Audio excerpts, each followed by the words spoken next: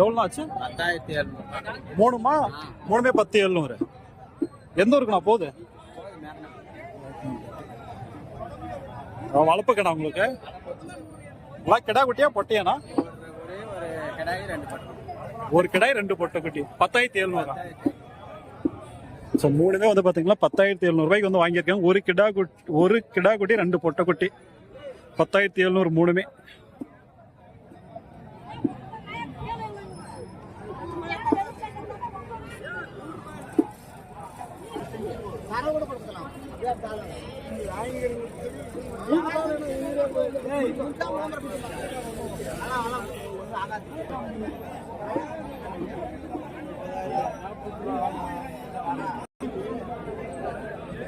கிடாவா பட்டியாண்ணா? கிடாய் தான். என்ன வேலைண்ணா?